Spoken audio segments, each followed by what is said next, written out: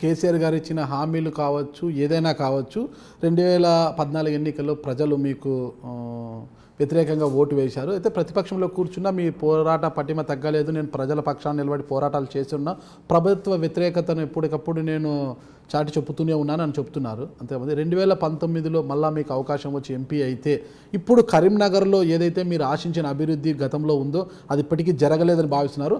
అలాంటి అభివృద్ధి ఇంకా ఏం సాధించాలని చూస్తున్నారు?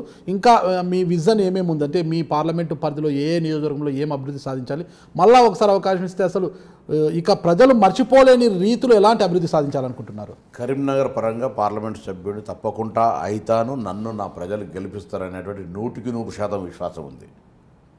ప్రభుత్వం మీద వ్యతిరేకత కావచ్చు, నేను ఓడిపోయినటువంటి సానుభూతి కావచ్చు, పొన్నం ప్రభాకర్ అభివృద్ధి చేయగలుగుతాడు, మా సొంత బిడ్డ, ఇవాళ ఉన్నటువంటి ఎంపీ పరాయి జిల్లా బిడ్డ, ఎంతైనా సొంత కొడుకే, సవితి కొడుకే అన్నట్టుగా నన్ను ఆశీర్వదిస్తారు, నేను గెలుస్తున్నా తప్పకుండా. నాకు ఆ నమ్మకం ఉన్నది. First it's a confidence, not over confidence. అది కాగానే నేను చెప్పిన ఆగస్టు 5, 2019 లోపల కరీంనగర్ మెడికల్ కాలేజీకి ఫౌండేషన్ వేస్తాం.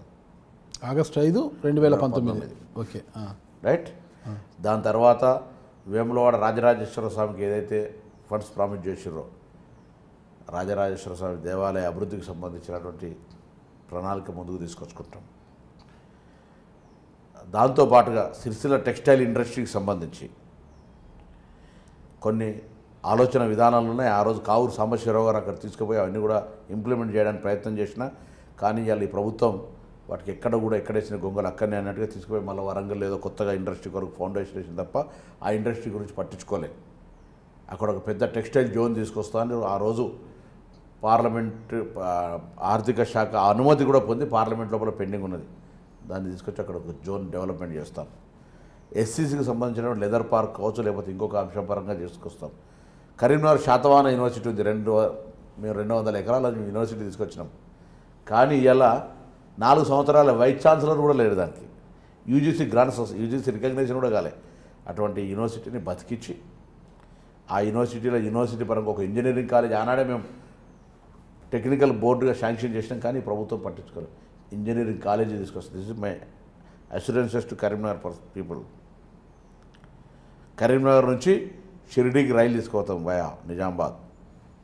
ఇవి నా హామీలు. దీంతో పాటుగా కరీంనగర్ హసన్పర్తికి సంబంధించిన రైలు ఆనాడు నేనున్నప్పుడు కొంచెం ప్రోగ్రెస్ ఉండే. ఈ 4.5 సంవత్సరాలుగా ఎక్కడేసిన గొంగలు అక్కనే ఉంది.